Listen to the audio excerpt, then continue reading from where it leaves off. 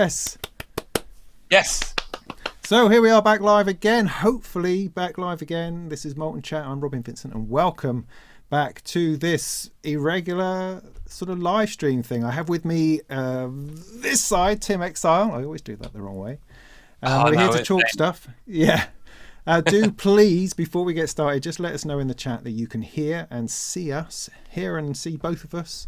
And if that's good, give us a just let us know in some form of language. That would be great. And then we'll kick off. And in the meantime, we'll sort of sit here waiting for it. Do the old sound check thing with the sound engineer.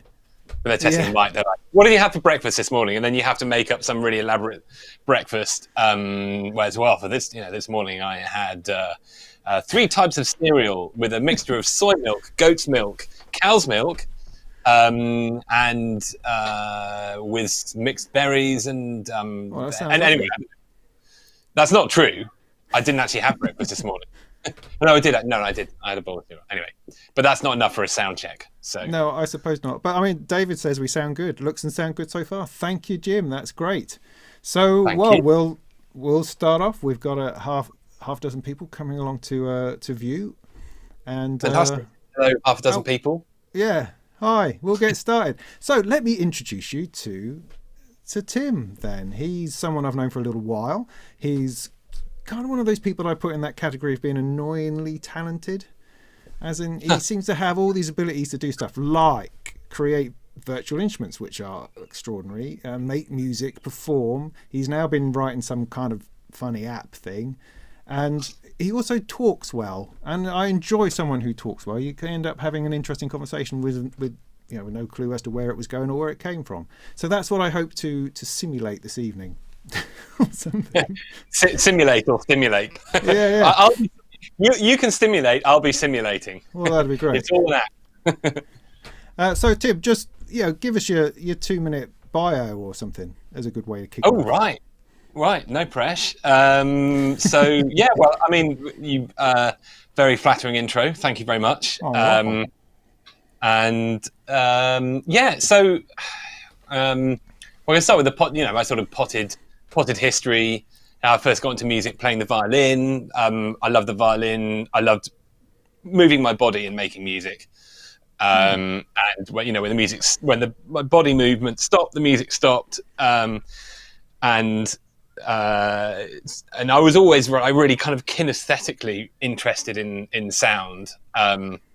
It always kind of stimulated more than just like a nodding of the head in the sense of like, yeah, I like that. It's always sort of triggered, I guess, in entire kind of worlds of movement and texture and so on. And that was true. When I was a little kiddo, age 5.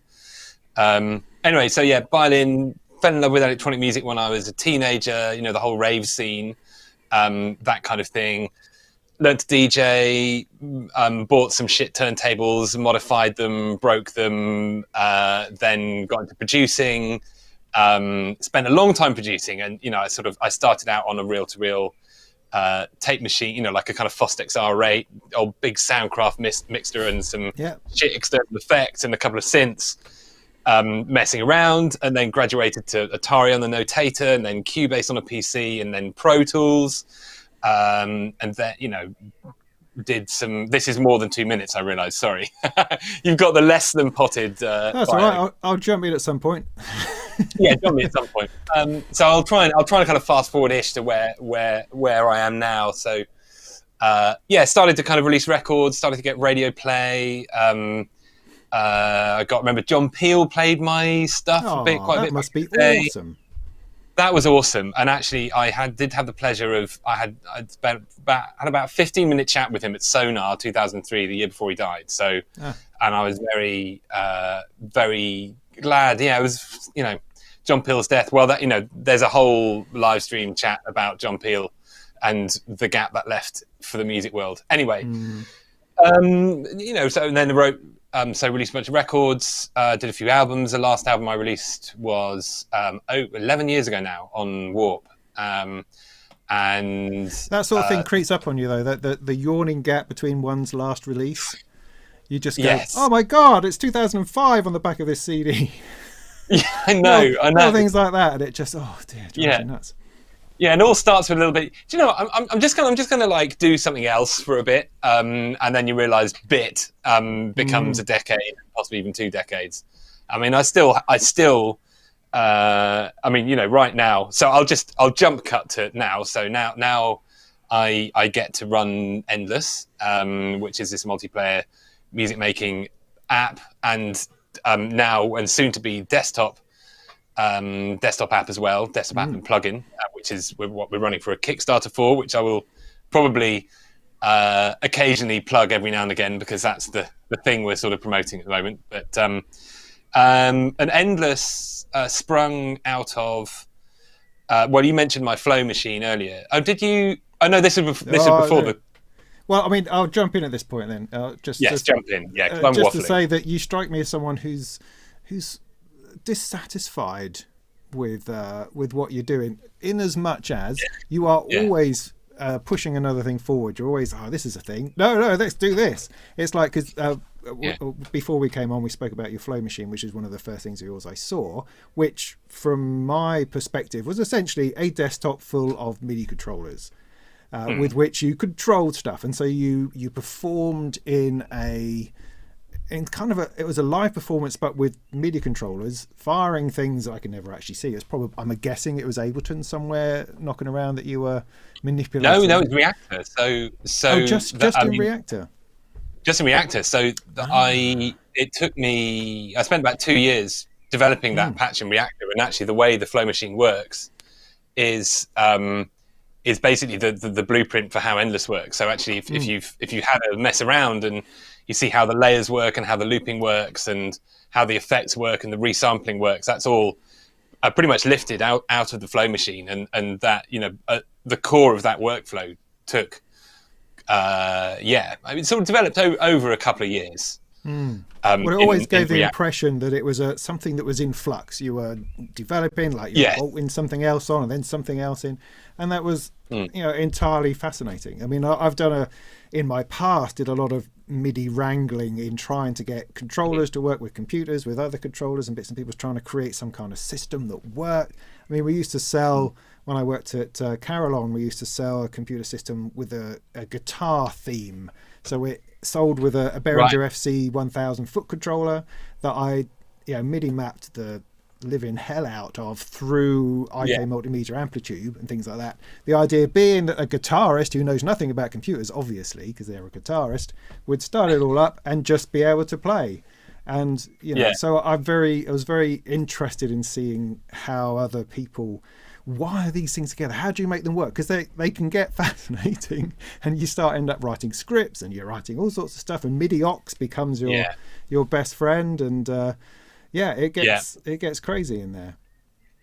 And this was ages ago as well. And this was a few years ago. I mean, I would say your Flow machine was before what we've seen now as this peak of hardware and synthesis and desktop stuff, and the return to the tabletop. Yes. Yeah. No. It was. Well, the kind of precursor to the Flow machine. I started building about 2003, 2004, and then I did a video with Native Instruments about that, and that was a slightly different thing. It was actually I kind of got this custom-made case that had a laptop and then this really old, I think it's long discontinued Doepfer controller with like 24 faders on it. Oh yeah, called a Regelwerk. Yes. And it sort of popped out on a drawer, and then I'd kind of mash things up on the keys of the laptop, and then I started to add, like, it had a Chaos pad controlling some stuff and some keys, playing some stuff in it. That thing probably evolved more than the Flow machine ever evolved. The Flow machine actually got quite sort of static after a while, because it one of the things I noticed when I ditched that first thing, which was nominally called the mental deck, and it evolved and evolved and evolved, and it stopped working, basically, because the patch was a mess, and I couldn't do anything else to it, and it didn't even work properly. And I'd also learned about a huge bunch of problems that needed to be solved. So I kind of spent a long time designing the flow machine from scratch and building it from scratch. But basically, once it was finished, it didn't really change. It hasn't really changed that much for 10 years because it became an instrument. And one of the things that I found when I kind of ditched the mental deck was that I also ditched like 5 or 6 years of learning and, motor neurone, just what do you call it? Yeah, muscle memory. Muscle memory, yeah. Yeah. In fact, more than just muscle memory. It's an entire, I don't know. You adapt. You just grow with your instrument, and that takes a very long time. I'd say it probably takes longer to learn an instrument than it takes to make one. Mm.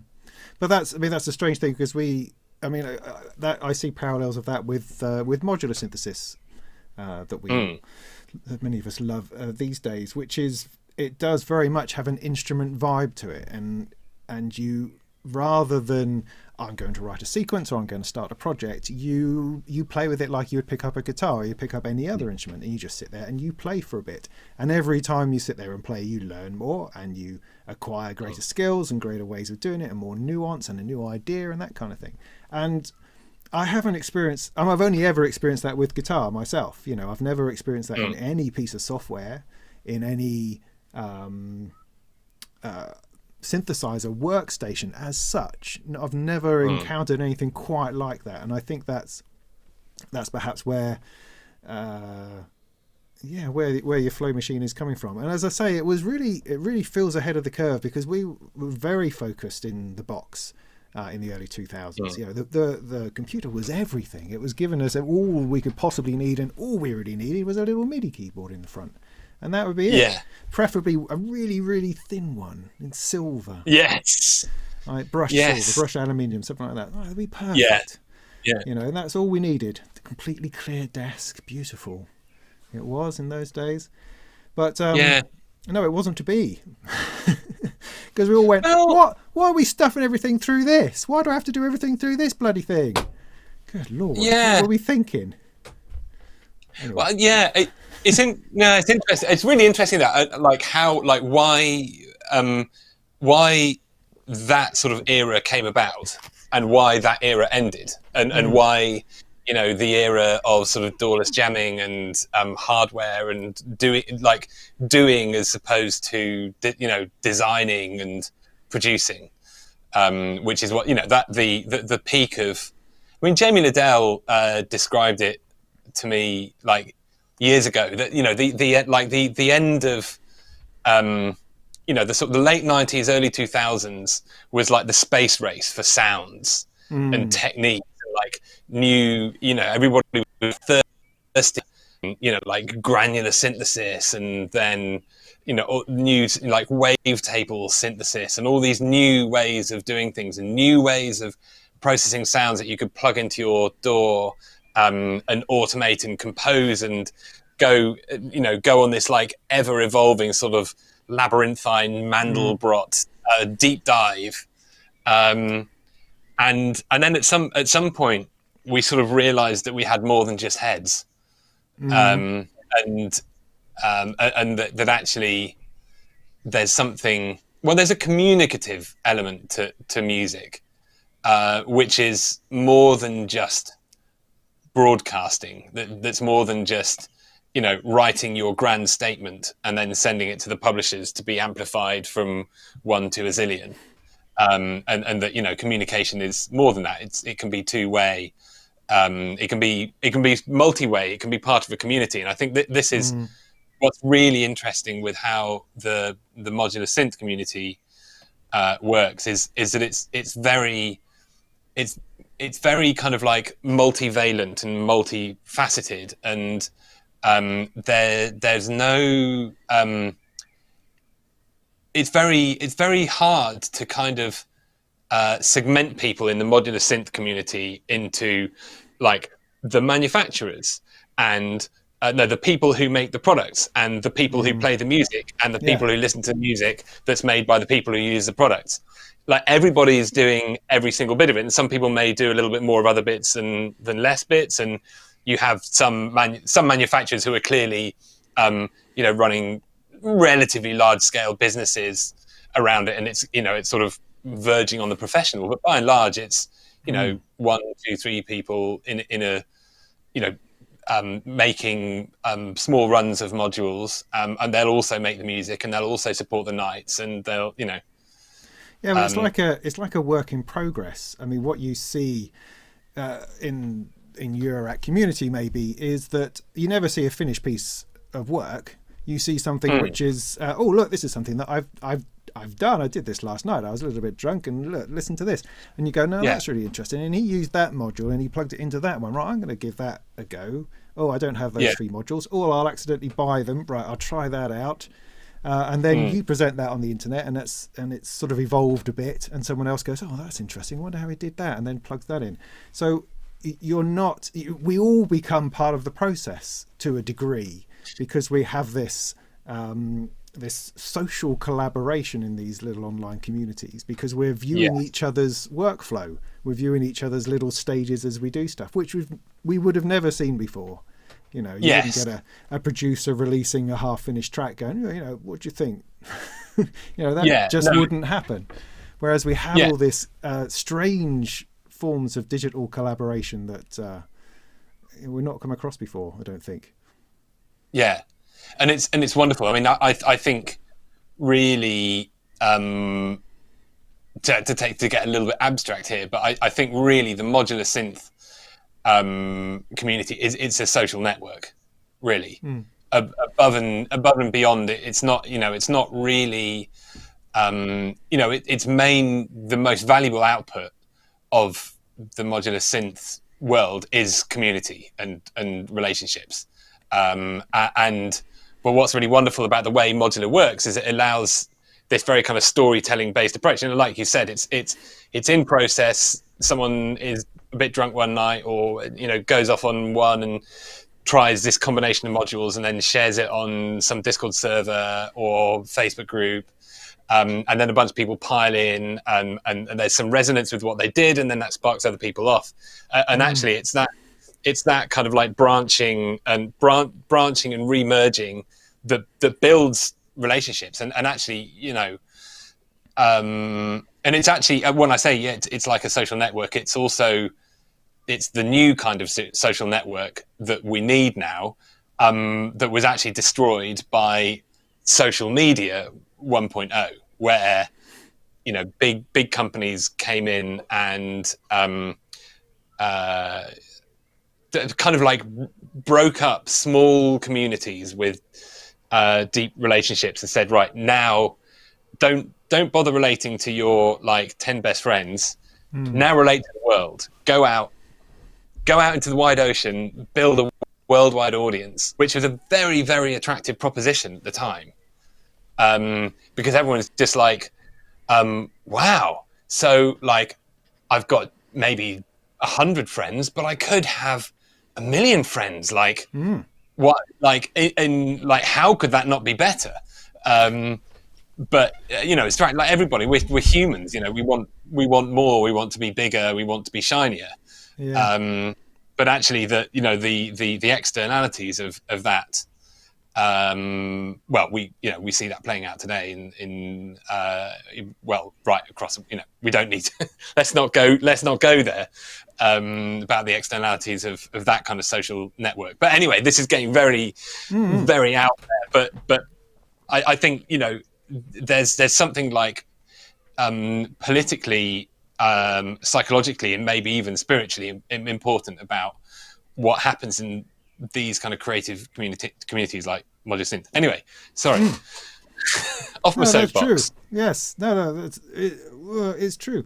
I mean, because we often see, I think, there's lots of us who are working individually all by ourselves. And I did that for many, many years, as I say, in the box, when social media wasn't really important, and didn't really think about it that much. And I can't believe what we've gained in the last couple of years in terms of how we connect with people. It's been an extraordinary thing. And that's not to say that it's easy or without its trouble, because once you open doors to people, there's all sorts of people in there, and you don't always find your way into the place which is thinking the same as you, and perhaps that's a good thing. But so Well, there's a mix, you know, and there's a collision between thoughts and communities, which can be exciting. Not always. yeah, it can. I mean, I think it's also it's very important now. I mean, since this last month has been a massive wake up call to predominantly white privileged communities, which I think it's fair to say the modular synth community is by and large has sort of let's say just kind of through a mission has amplified the forces of systemic racism, I think, to an extent, and now we're seeing. I think, well, I certainly speak for a lot of people I've spoken to, that there's been this big, real, like a felt understanding of the kind of privilege we come from now, and a felt understanding that what we need is situations where we can come into collision with different points of view and people who've had different experiences, particularly disadvantaged ones that have been kind of like compounded through generations, which is what certainly I'm learning about now. The last 2 or 3 weeks have been a huge amount of reading about the history of slavery, which I just never learned. No, indeed. No. Yeah. So yeah, I mean, it's, yeah, I don't know. I don't know what, if you have anything to say to that, or. Well, I mean, I was always, disappointed or mystified by the amount of sexism and misogyny inside the synthesizer world and modular world, and that was a focus for quite a bit. And then it's like, oh, what, racism as well? Well, no, of course. And it's like, oh god, we're just rubbish. How do we manage to be this way?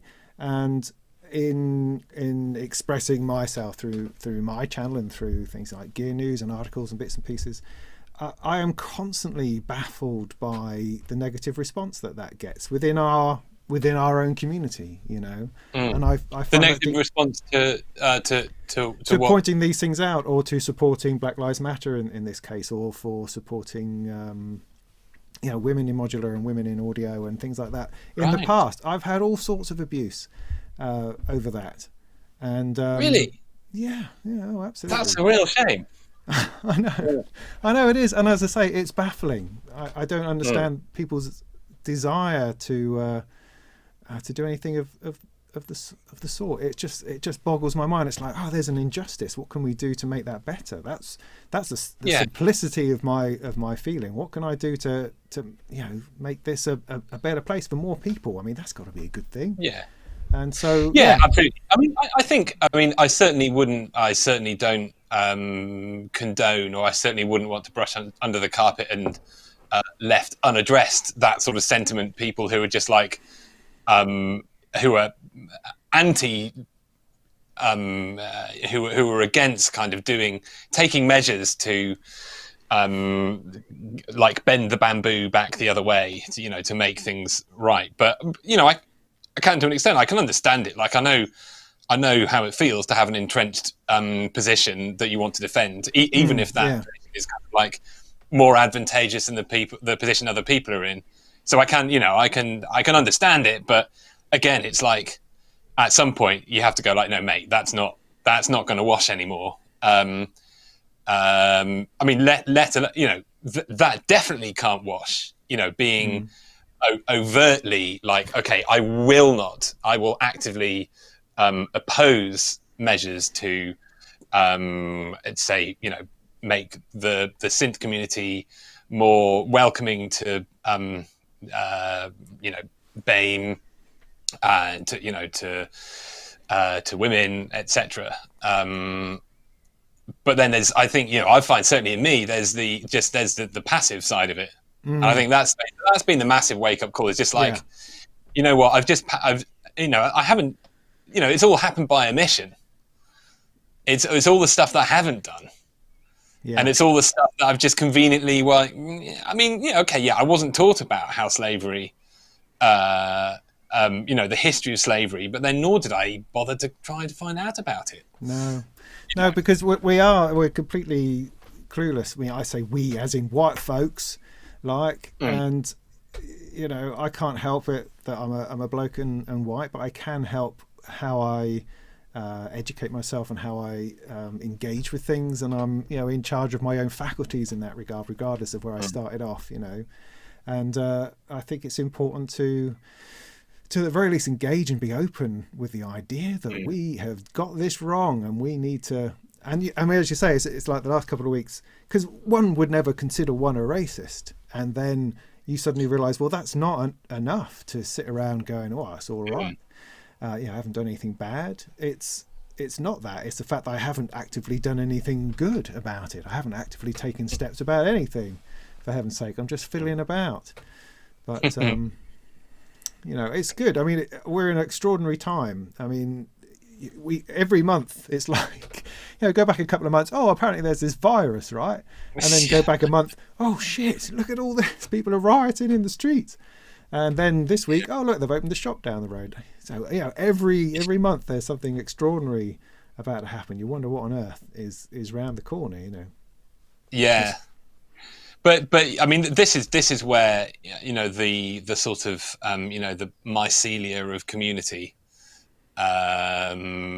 this sort of like fungal substrate of people, like individuals connected. I think that's gonna at the moment.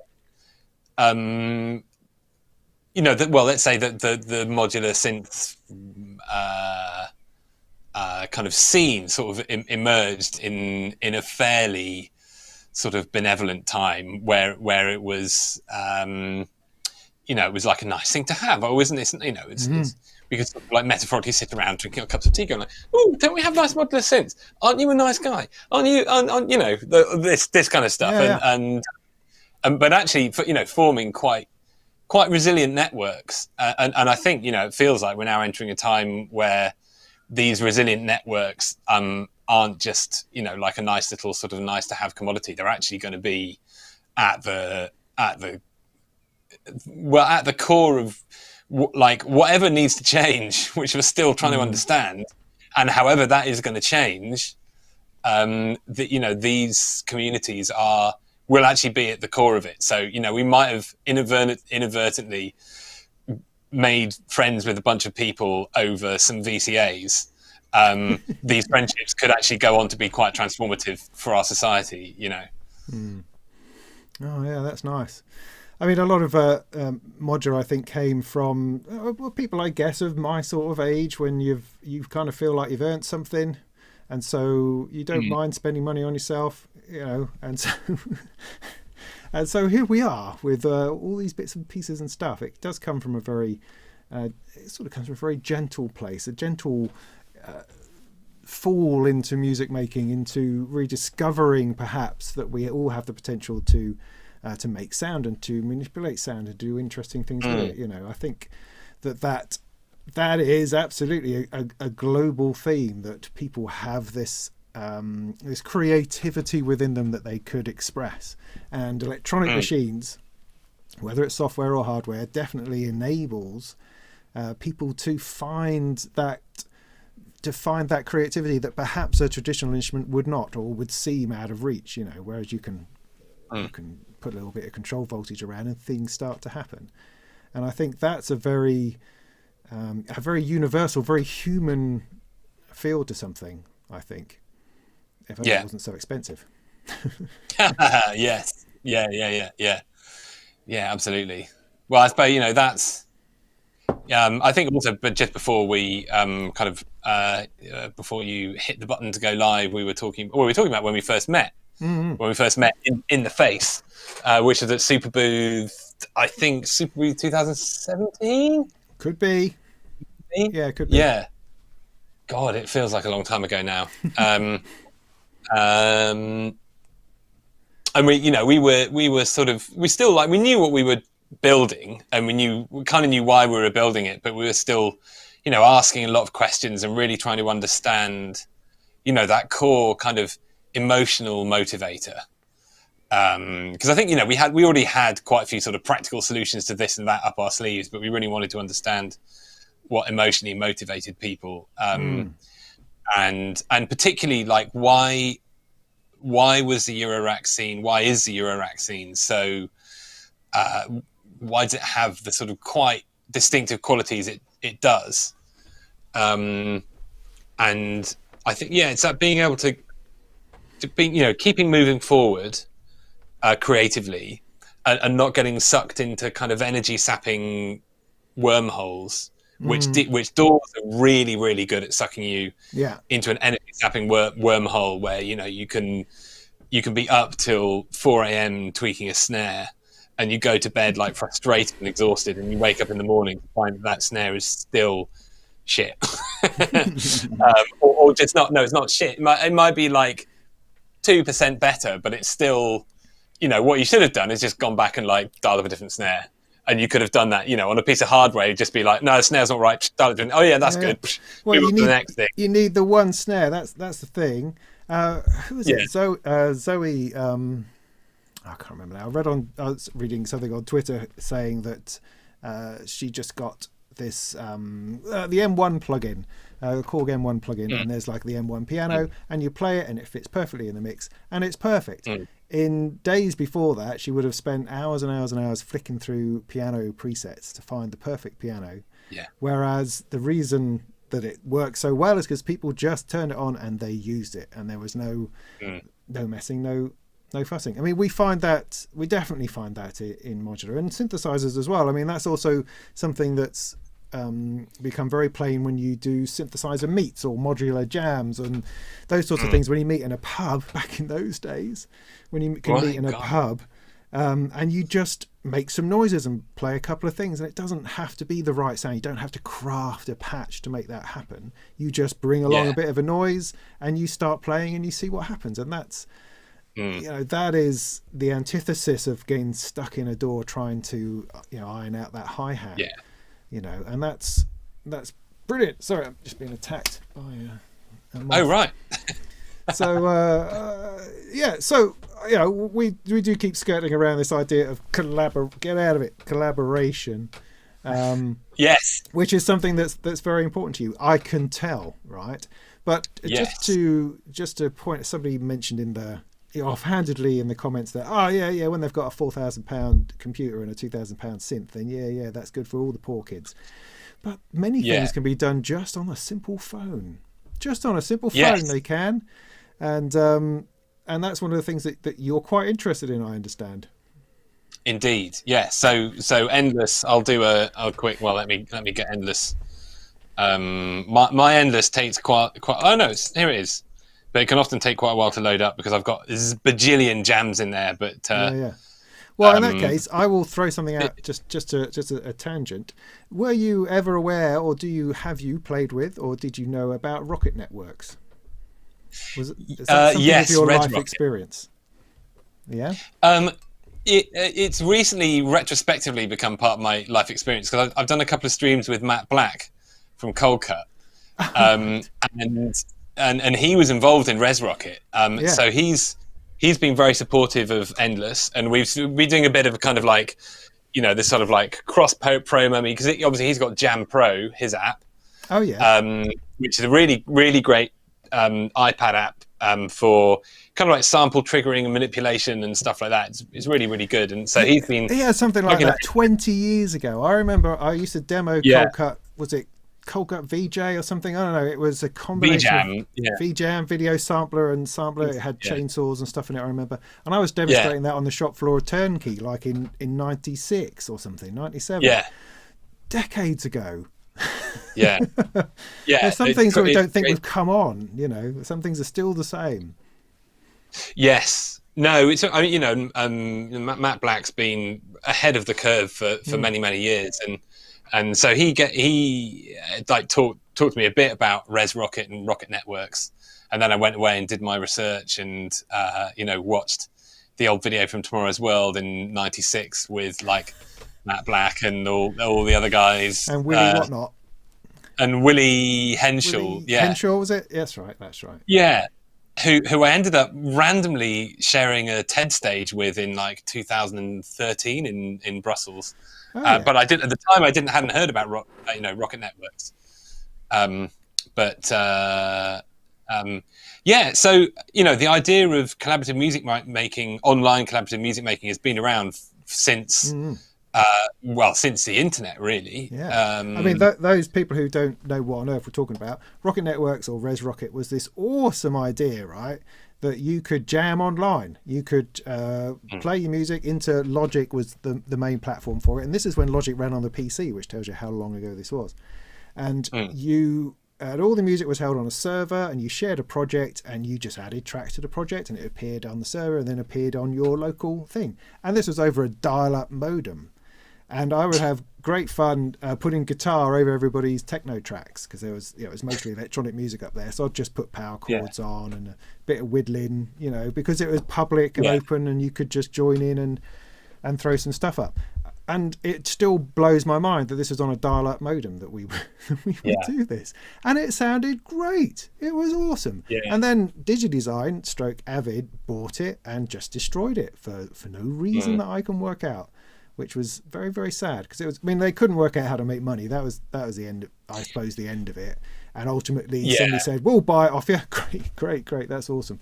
Yeah. So, and then it disappeared up its own difficulties. I don't know, very strange. But anyway, so that was Res Rocket. As an awesome thing. I loved it. I was well into it when it happened, and I was sad to see it go. But now, 20 years later, we have Endless. Yeah, and I think so the way it works is quite simple. Well, this is what the sort of creation page of the mobile app looks like. It's it's very, you've got like bunch of drum pads there, for example, and you've got various notes. The notes are yellow, and you've got you've got bass sounds, and the basses are blue, and then you've got a bunch of effects that you can put these things through. And it works in a kind of incremental way. So in here you can see, well, actually, I'm back on this page. You can see these little, these are called riffs, the little sort of flowers. I'm trying to point to them in a camera which has like 2 seconds latency. And inside a riff, so a riff is like a combination of up to 8 loops, and you can see in here you have 8 loops down the bottom. So this riff is kind of full-ish, and then I can kind of mute layers in the riffs. God, this is really hard doing this back to front with 2 seconds latency. This is impossible, actually. There we go, I got one. And so this is currently in a solo jam, which is my jam. So I could say I'll just put down some hi-hats and then grab that. This is going to be hard to do.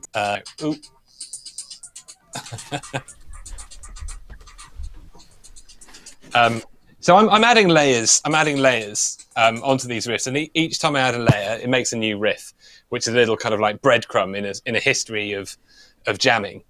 And if you're in a shared jam with someone, then those riffs are kind of synced up via a server. So you could have like 10, 20, 50, 100 people in a jam. I mean, 100 would be slightly impractical because it would get pretty crazy.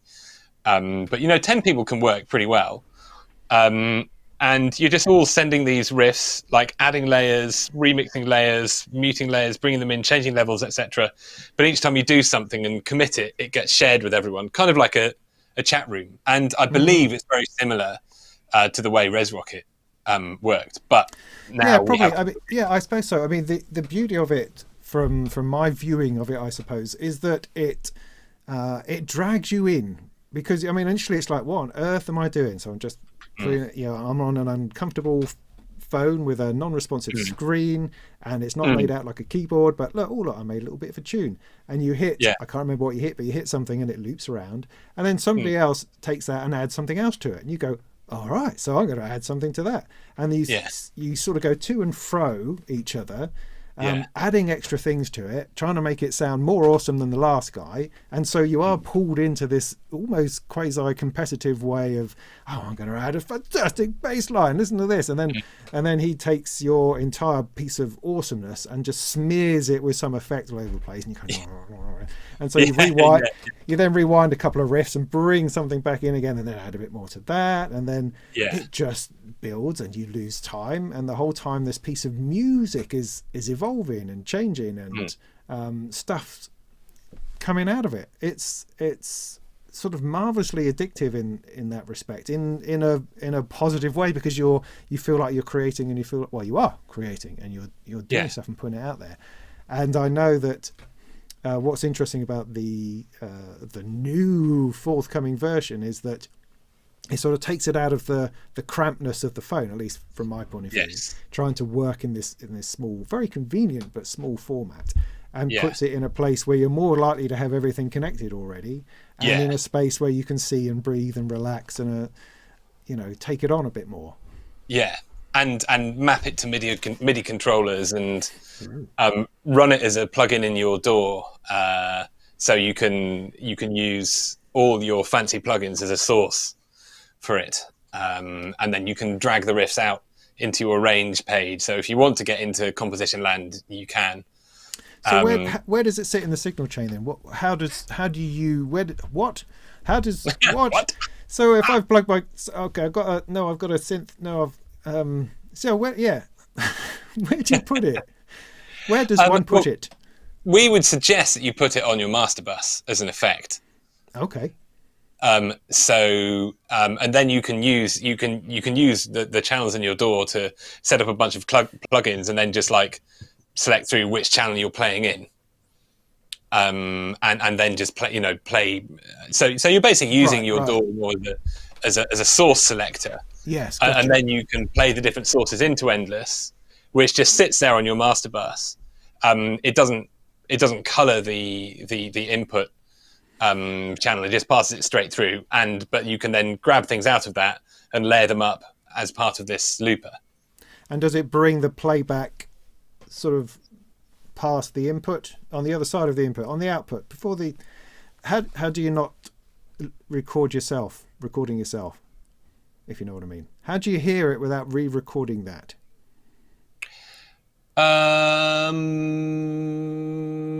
Because if it's on your master bus, your input's going to that, so you must pipe it back in after that input straight to the output, presumably. Is that right? Yeah. So it's literally on. So if, let's say, you're putting like a limiter at the end of your signal chain on the output bus of your DAW. So it's not a send. You're not like creating a send and then creating a channel, a return. It literally goes straight through. So everything that plays back in your DAW hits the input of Endless, is passed through to the output, but then you can capture it into Endless and then layer things up. So Endless can kind of grab loops from stuff that it receives from the input and then layer them up, just add them to whatever you've got already coming through the signal chain. But in that case, you wouldn't really be using your DAW. You wouldn't use Endless in your DAW while kind of arranging. No. You'd use Endless more as a way to take all the sound sources within your DAW and then use them in a live online collaborative context. Yeah. So I mean, I guess at the end of the day, you go back through your riffs and pull content out that was interesting, that you can then reuse, I suppose.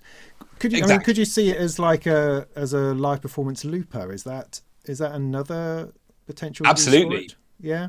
Yeah, and that, a lot of people do use it like that already. And with the MIDI mapping, we're going to have quite advanced MIDI mapping. Some of it's going to be like out the box mapping to existing controllers like Ableton Push and Machina, Launchpad, native control, the S series and stuff like that, and the M series.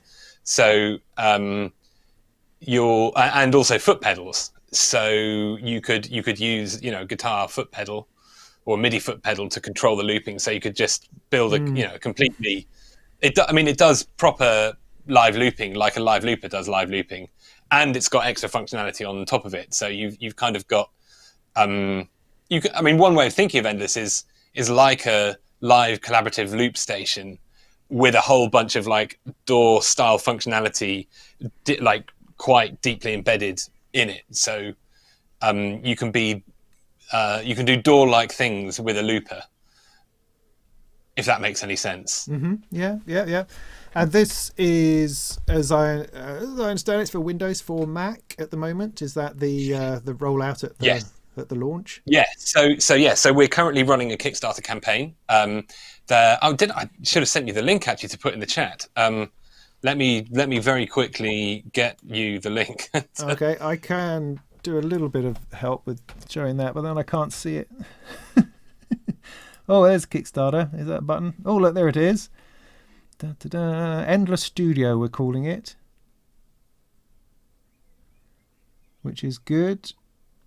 I think I've lost your voice, Tim. Hang on a second, because I did something silly.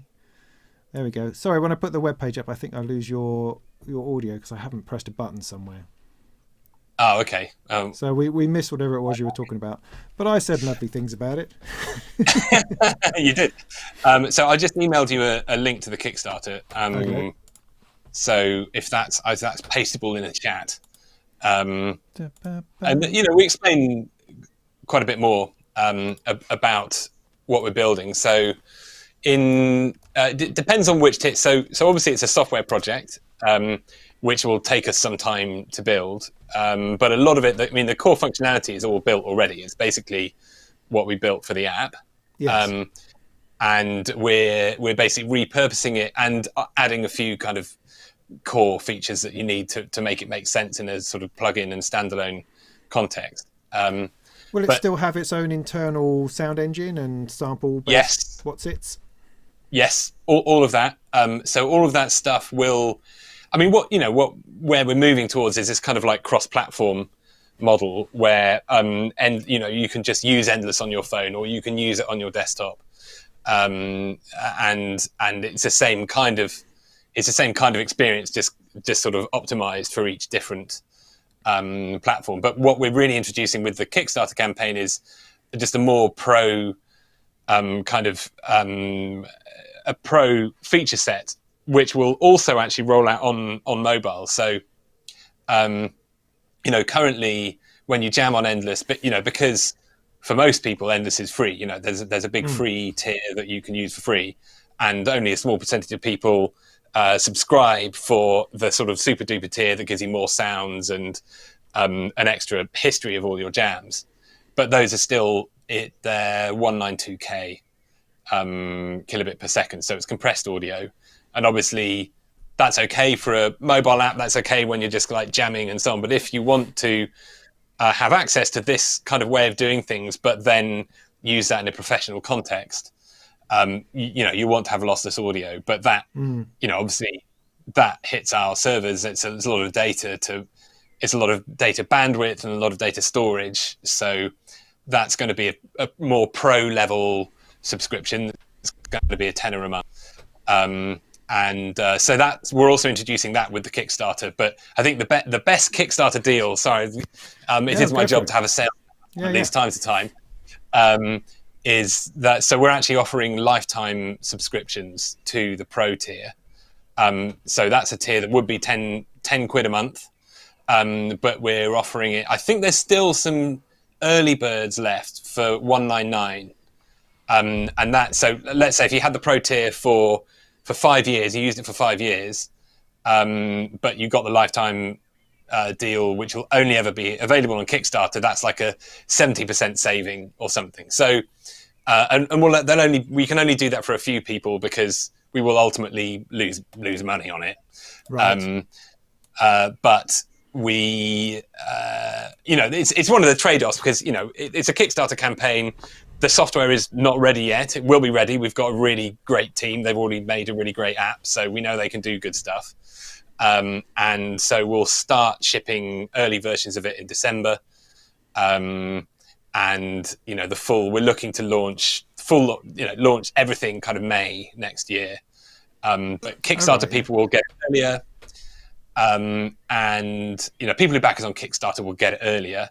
Will get earlier access, and also they'll get these lifetime deals, which is kind of the trade-off between, okay, you help us build this thing now, and you'll have to wait a bit, but there's a whole bunch of extra perks that no one else in the world will ever get once our Kickstarter campaign ends. Well, that's cool. I mean, we're not afraid of purchasing plugins. I don't think these days in the things that you use. I think there was a time past when nobody wanted to pay for anything, but I think these days we're a little bit more into the idea of purchasing what we use. I think hardware has had another effect on that, in that the reality of that is that, music gear does cost something. So if I want something that's fun and easy and great to use, then I actually have to put a little bit of money into that. I was just checking on the site. So yeah, there's still some more of the I think there's some more left of the 199 lifetime. What's it?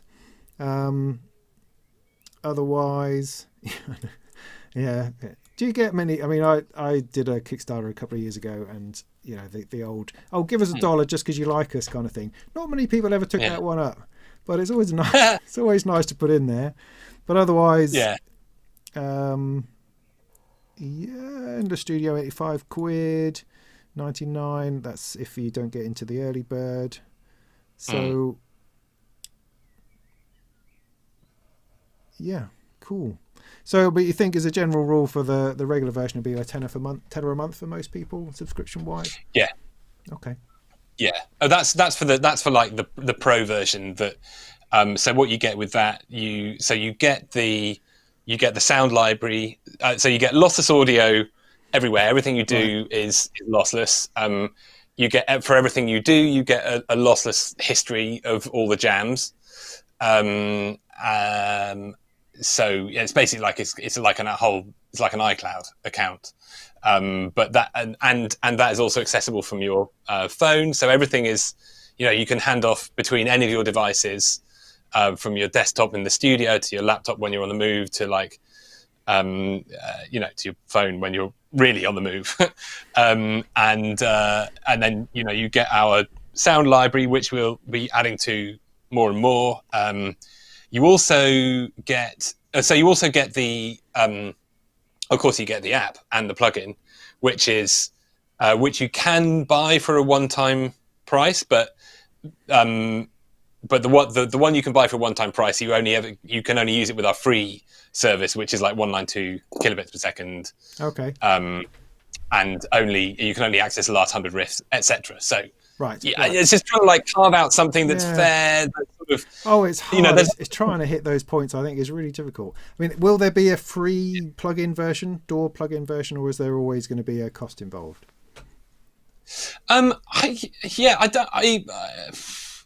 There might. I think it would probably make sense to at least have some kind of demo version for the desktop, because it doesn't really. You can't, like nowadays. It doesn't make sense to do anything without like, okay, at least try it first. Yeah.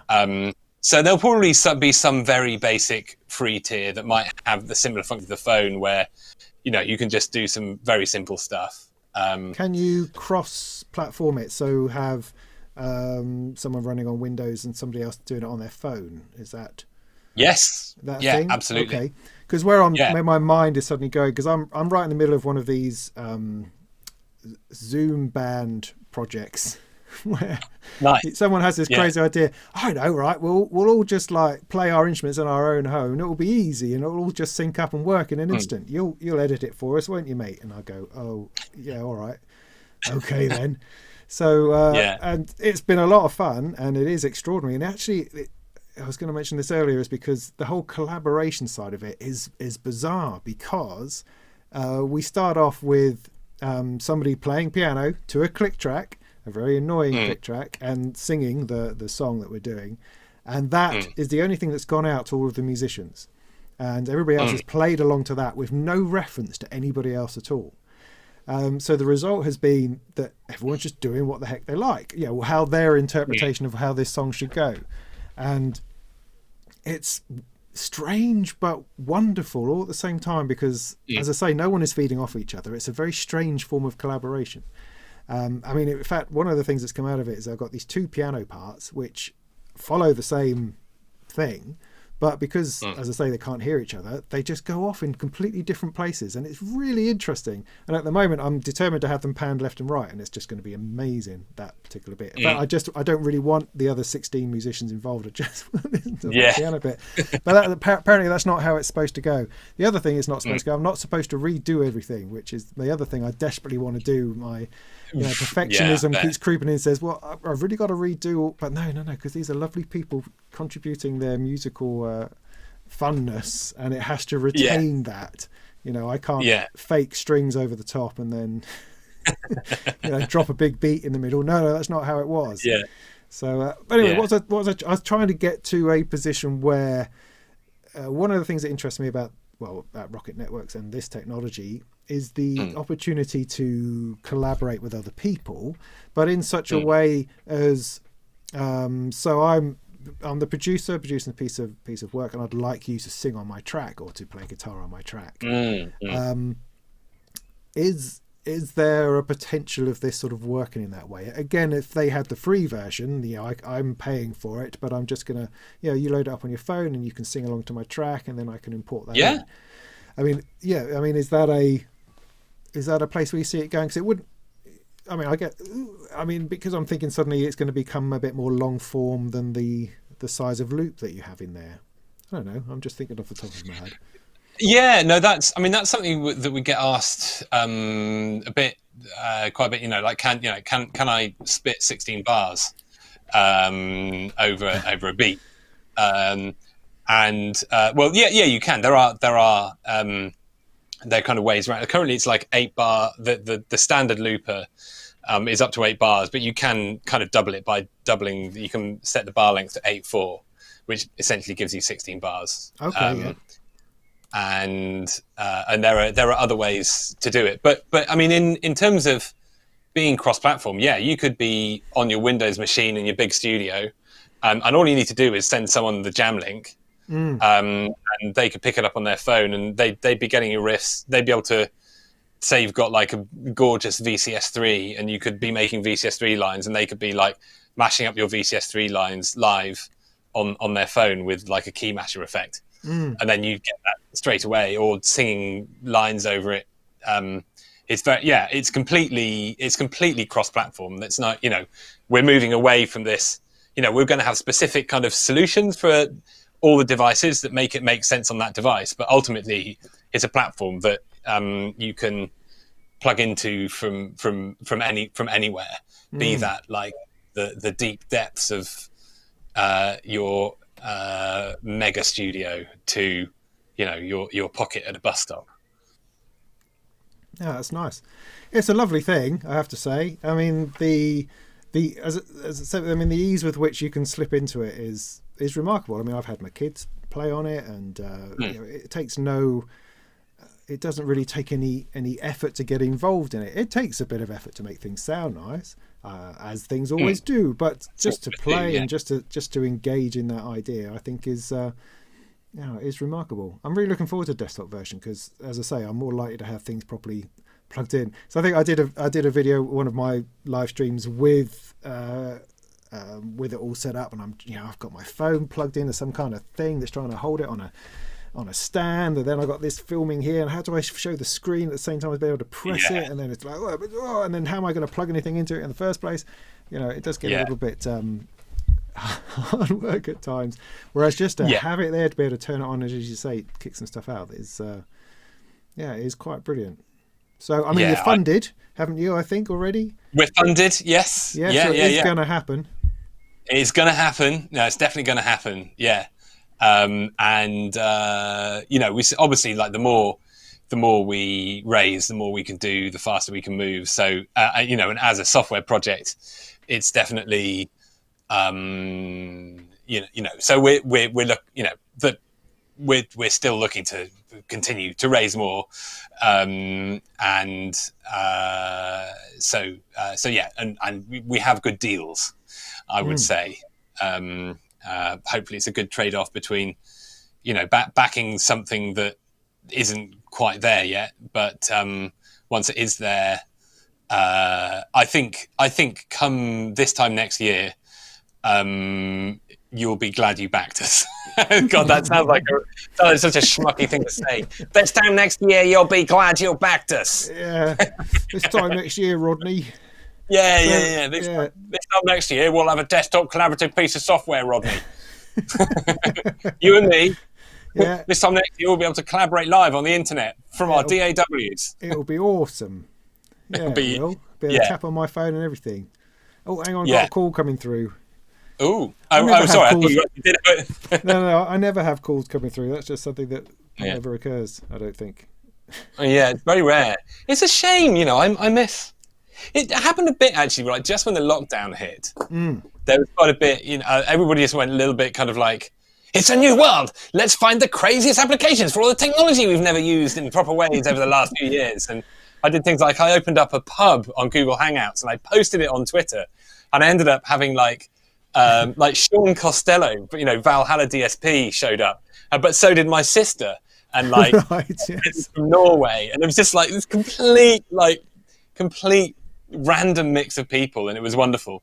But then these moments, these like flashes of openness, they closed very quickly. They do. I mean, for a couple of days, people were posting links to Zoom meetings, and that stopped very fast. Yeah, totally. And I think you can spend an afternoon just jumping into other people's Zoom meetings just for entertainment's sake. I think that could become a thing. It could, yeah. It was like chat roulette, but anyway, less said about that, better. Yeah, no, definitely. Yeah, so I know it has been weird. Using telephones is a thing that right. It happened for a couple of days, and then we kind of all got over it, and now we're seeing very ease at this. Just doing things like this live streaming that we're all doing, suddenly all scrapping around trying to find the right technology to make these things work. But it's been amazing. It's always in a point of crisis, I think, that creativity finds its wings and really gets to fly in interesting places. I mean, in some ways, had you really thought this through, you should have been at the point of release about now, I think, really. Whereas, should have done the Kickstarter last year, and then you would have been poised perfectly for this lockdown collaboration lark. But then, to be honest, the right things are going. We got that with the mobile app, I think, when we launched Press Mars. So we got a bit of the sort of pandemic halo effect. But yeah, well, as you say, I mean, who knows whether next year we'll be going into an even more severe lockdown and everyone will be gasping to have a collaborative plugin to connect their doors. Yes, because the internet will definitely be the last thing to go. It doesn't matter, we'll be down to our last asparagus we're fighting over at Waitrose, but still the internet will be running.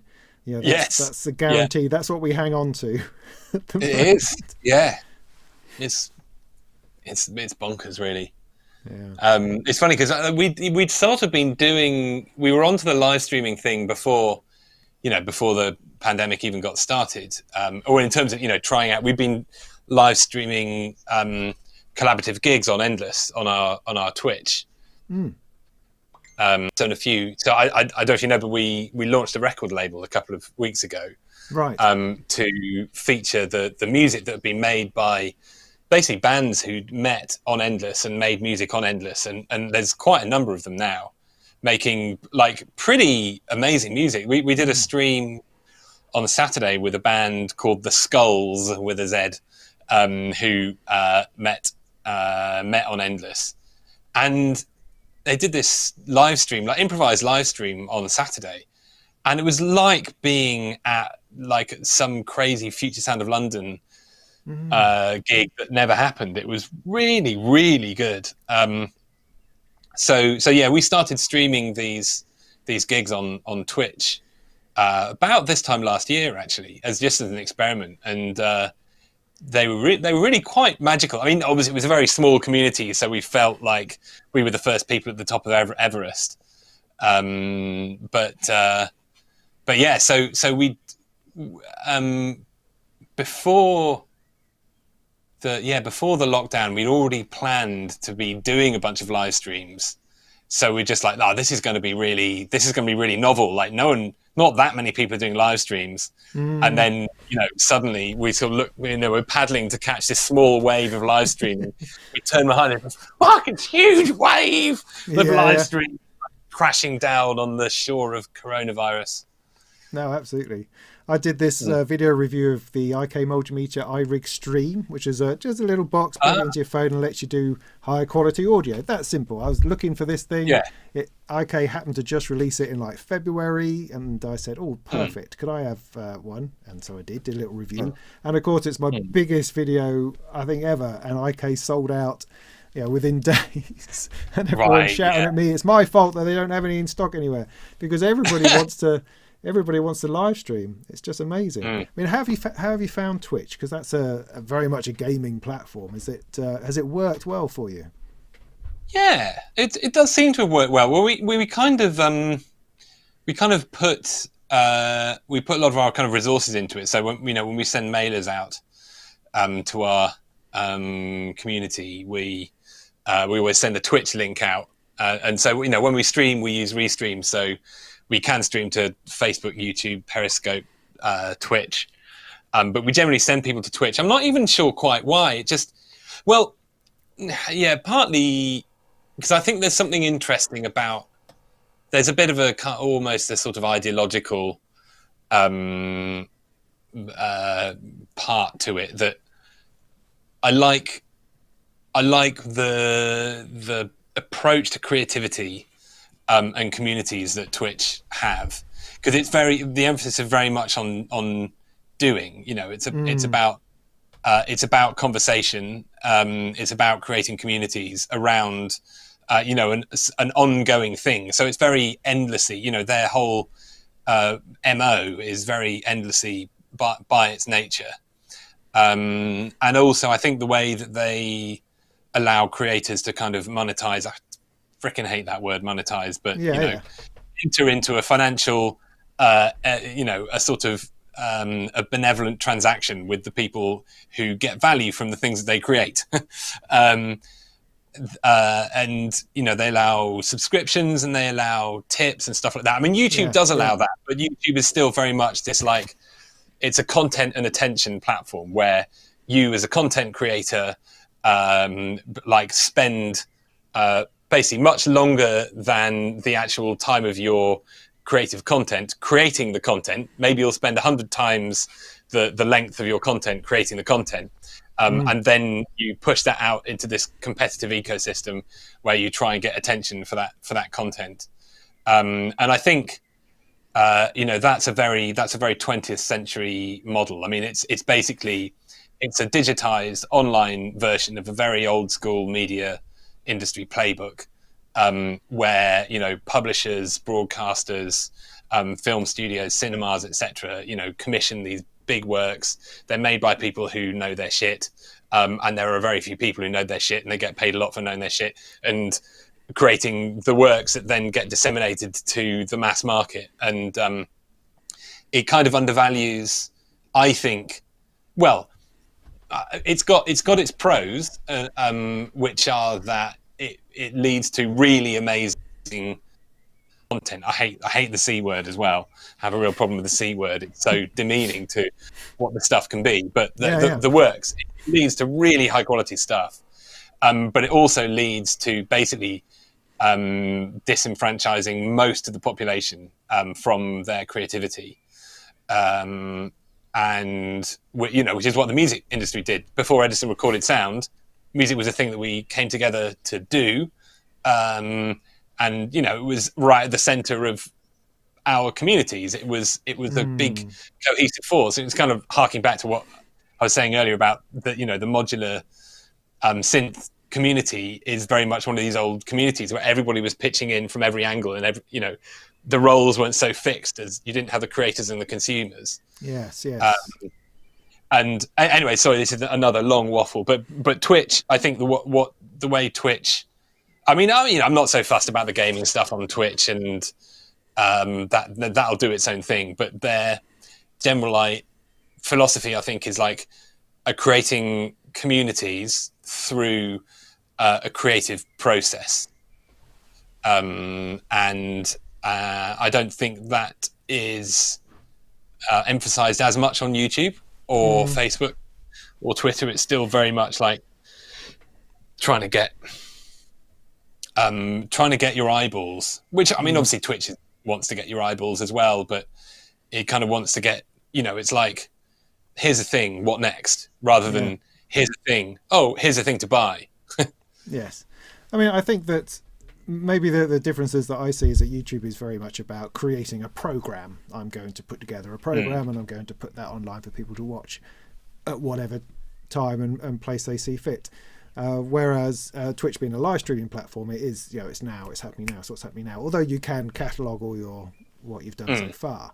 I think what's interesting about formats like Twitch is that a lot of people browse through live streams, which you don't do on YouTube. You search for content on YouTube, you look for something that you're after. Whereas on Twitch, you're just idly on it. You turn it on like you used to turn on the news at lunchtime, or you'd watch Neighbours. Now you turn on Twitch and you browse through whatever it is that somebody's doing, whatever looks nice to you. You tap on that and listen to it. So you have the opportunity to discover things in a very organic sort of way, which I think that's very interesting. No, that is, it's like, it's live stream discovery. I think there's a lot of chat in the kind of like the industry analyst people.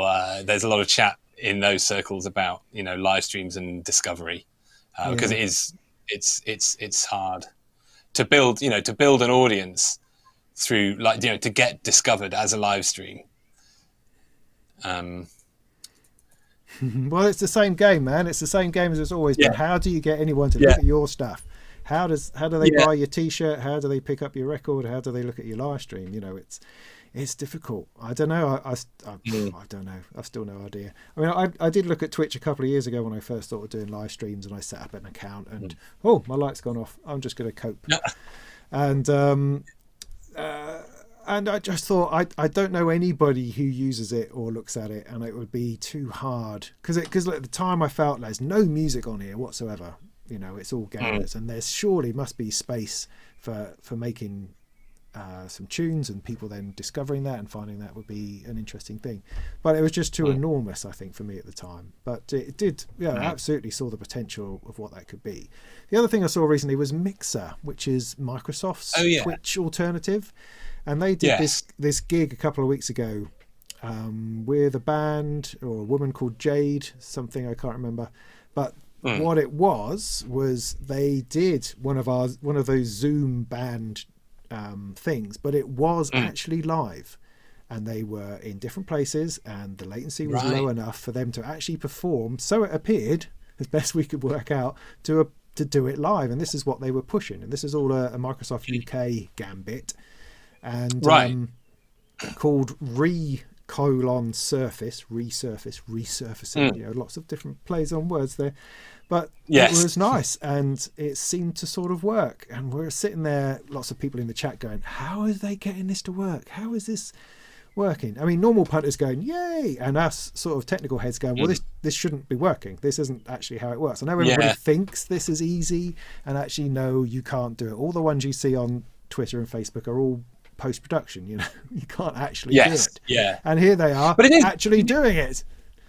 I mean, it is possible. If you have a T1 line, I mean, like the line, if they were at say different universities around the country, the connections you can get, the sort of unbroken live packet streaming between university networks, you can get sort of sub 10 millisecond latency, I think. Yeah, I mean, they were saying that they're going to publish some kind of blueprint for how this was done, and they have already cancelled 2 live streams talking about how it was done, which is slightly frustrating. It's like, come on, I want to know how you did it. And they say, we're going to do it on the 8th of June. No, we're not. 11th of June. No, we're not. We don't know when. So obviously it's not working yet. But that was interesting. Although some of the they had some gaming facilities because it's again a gaming channel, and you can throw things at the screen and you can play little games. And they tried to use that as an interactive way. You can interact with the band just like you're at a live gig, they would say. Right. And so a little like applause icon would pop up. Trying to get my fingers on screen. Little applause icon would pop up, and you can click on that, and it would go clack clack clack clack clack clack clack. There's a little graphic jumped up the screen. You think this is terrible. What are they doing?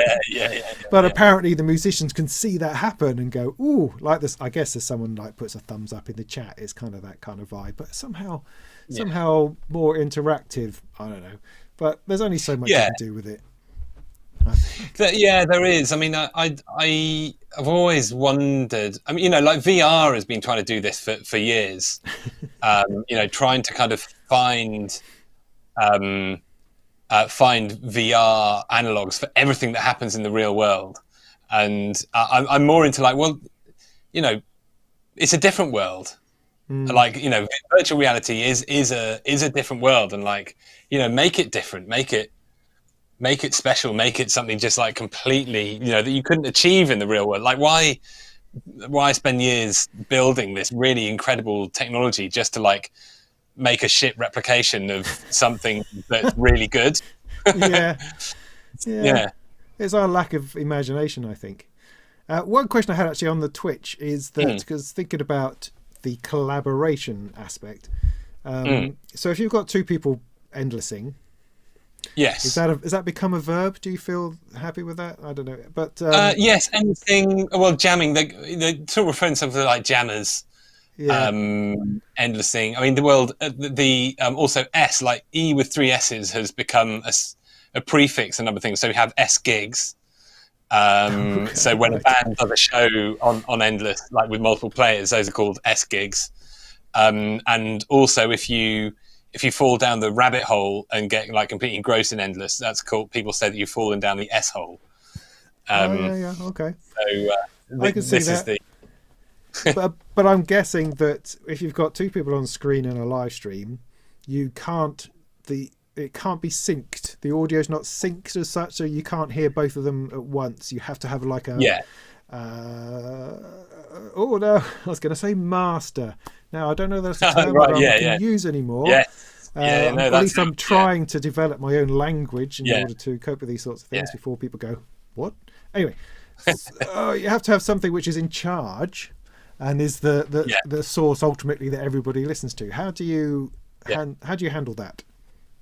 So we just have one person that is the source for the stream, and the rest of the people. So we have a video call, and the video, each person's window gets comped into the stream, and then we've got one person running the stream who will take the audio from their device.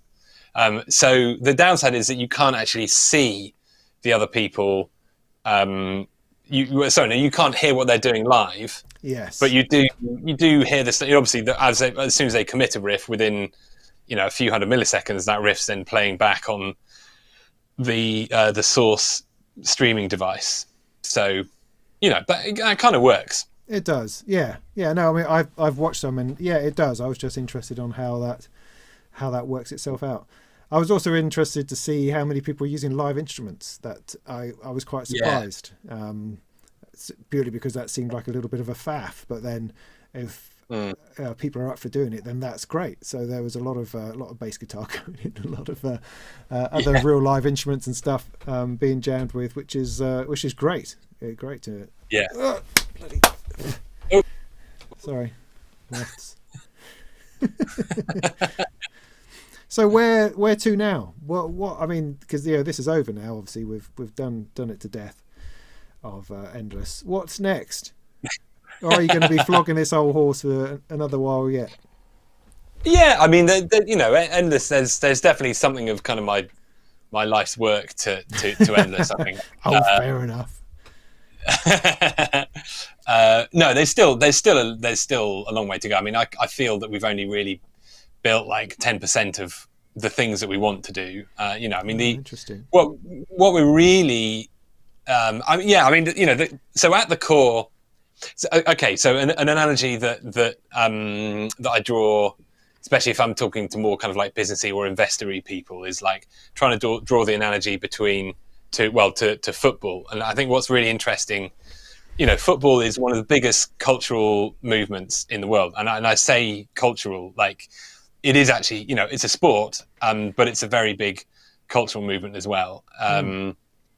And it spans like a huge range of ways to engage with a very simple set of rules, relatively, apart from maybe the offside rule, but that changes. It seems to change every few years. But the core, the basics of football are 11 people, or 5 people, like the same number of people on each side, and you try to get the ball and you put it through their goal.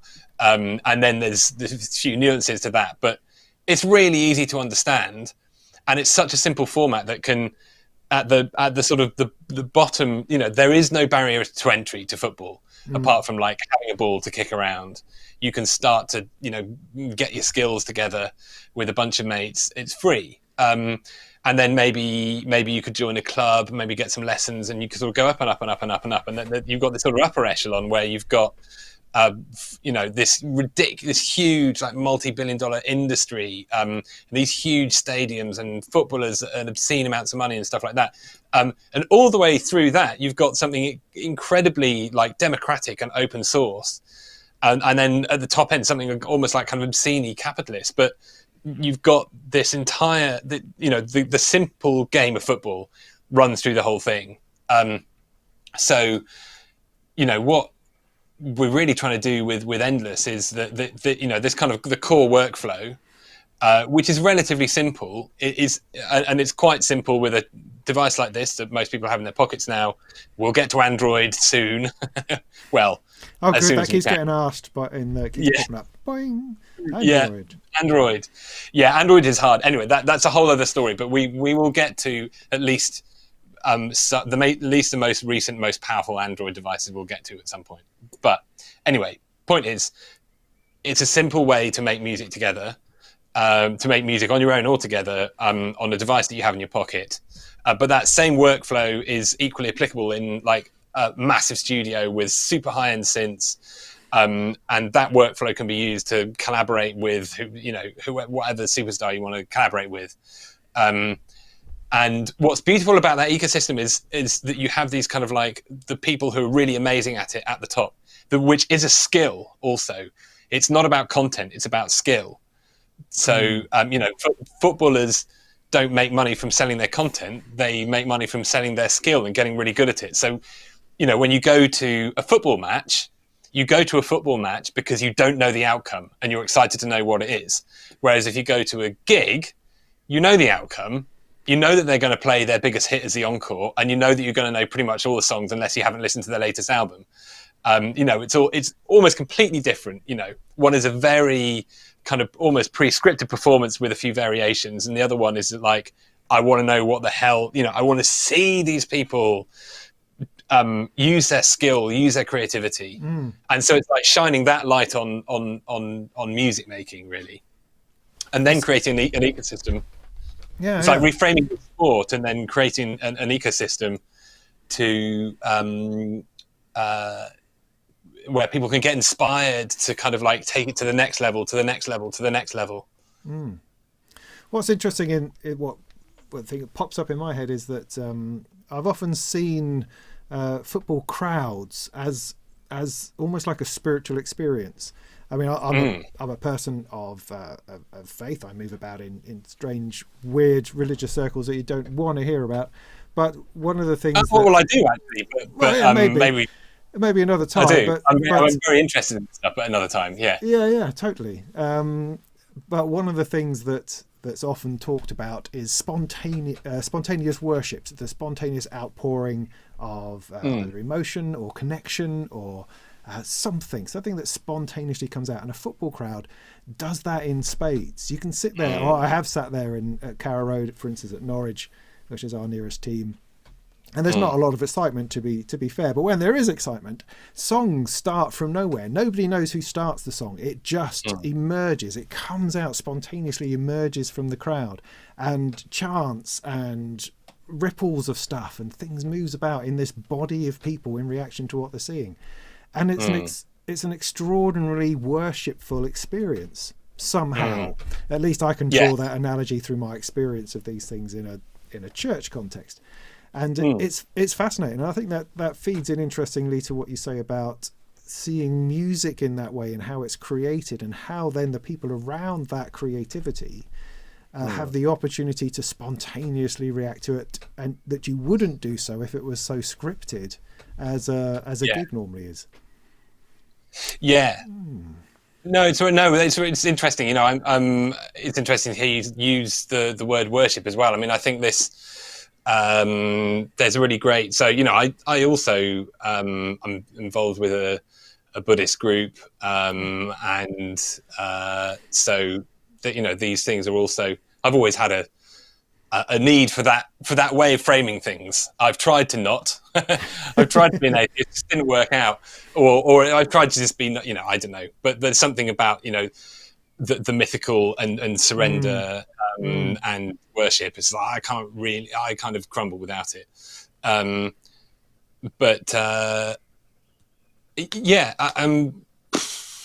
It's important. I kind of lost my train of thought as to why. The thing is, because everyone worships, but it's just a matter, like, do you worship your house or your car or your wife or all this ephemeral stuff that we will leave behind in a certain number of years, you know, will we devote our short lives to worshipping that, or do we?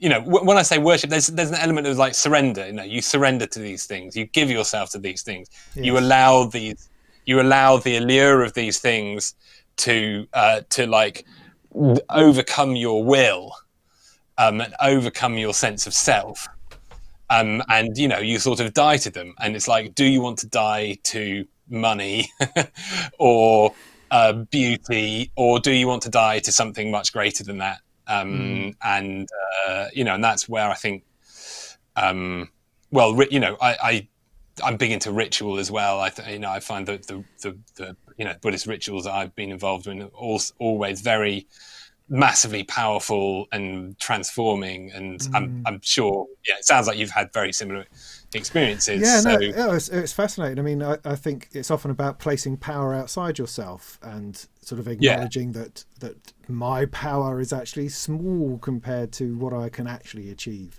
And so, you know, spending my time preoccupied with myself seems quite futile often, whereas I can, you know, if I release myself from that pressure of having to be the center of the universe, that's actually quite freeing, I think. And also ritual is really interesting because, I mean, most of my creative output has been meditation music. And I've found that it was kind of like a bit of self-discovery where I found that through music I could completely transform my mood, my sense, and what I was doing. It was almost throwing an interesting story. I was browsing in a record shop. I think it was Tower Records down on Cambridge Circus when I was working at Turnkey, and this piece of music came on by it wasn't the Polyphonic Spree. I was going to throw out a guess then. I don't know why the hell I'd be able to get it. Was that album though that's got the polyphonic? It was that. Was it the film The Sunshine of the? Oh, I can't remember. Anyway, I'll have to dig that out. Anyway, this particular track came on, and it's one half of the album. It's the album from a movie. It's definitely got the Polyphonic Spree on there some way.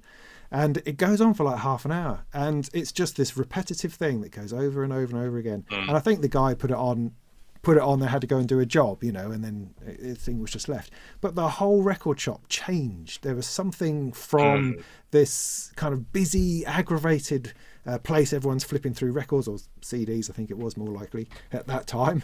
And it was all going on, and then just gradually the whole place changed just because of this music, and everyone was chilled out, and it's like we could have ended the day all just getting our clothes off and like getting cuddly, but didn't quite go that far. But it really felt, it was a epiphany for me to think that was just an extraordinary experience we all shared. And so I then spent a few years writing that kind of riding that kind of idea of trying to, and also running workshops, you know, the whole thing of running workshops at festivals to introduce to people to an idea of spending 40 minutes just chilling out, you know, letting things go and letting the music fill you, as opposed, because I know a lot of meditation can often be about emptying, and that's fine, and that can work. But for me, I felt I was more into filling. I'd like to fill myself with sound as opposed to empty myself to silence. But that's just because my brain is clicking all the time, and so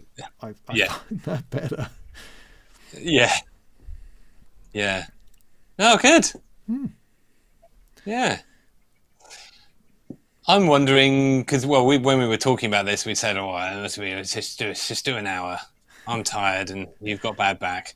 Yeah. And hour and a half is good though. That's very decent. It's very decent. Yeah. No, it's been. I mean, I could kind of go on all night. Although I did promise my girlfriend I'd join her to eat ice cream and watch the second part of our documentary about the slave trade.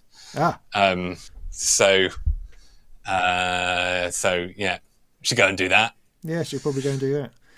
Well, it's been a delight to have you on here, sir. It's always interesting to talk to you. And likewise. Thank you. We've shed some light on what this thing is that you're doing and all that kind of thing. Yeah, we'd just like to talk through what this is about. I mean, somebody asked whether they're saying they were disappointed that we didn't do a jam, and yeah, sure, I can understand that. But I think you're someone who's jammed a lot. I think you've jammed with a lot of people. I've jammed a lot of people. Footloose. That's funny to me anyway.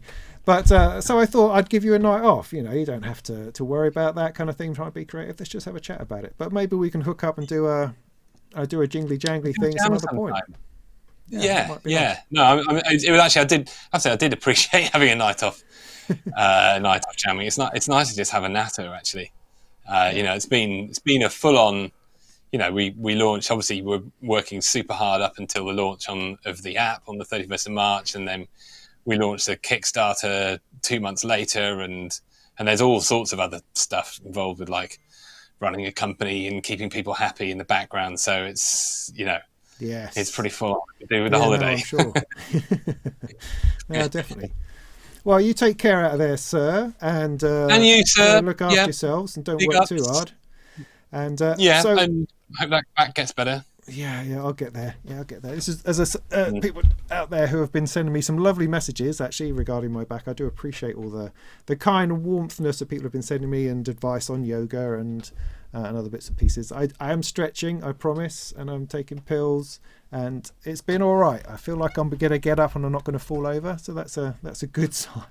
But I really need to do some work. That's the hard thing. I've got all this wonderful gear that I'm supposed to be reviewing for things and videos to make, and I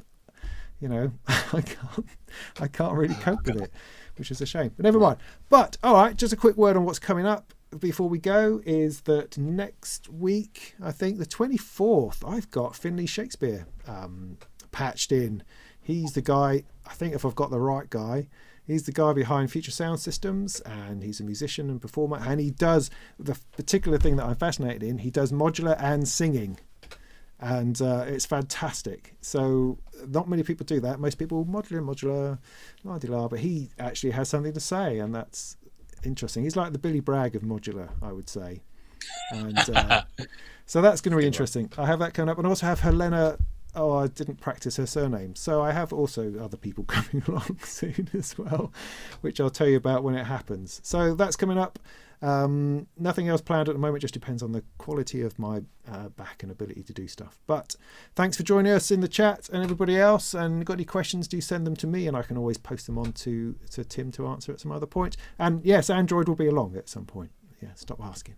Android will be along. Yeah, I mean, it will definitely. I can say for sure it's not going to be this year. To manage some expectations, but you know, we will get there. We will get there. It's just a hard platform for audio. That's just the reality of it, because it's so many different sorts and types and so many different devices and stuff. It's just tricky, very tricky. Yeah. So cool. Thanks, Tim. We will say thank you. Good night. Where's my? I need good to night. On a good night, all. Thanks for tuning in. See you in the ether. Yes. Cheerio. Cheerio.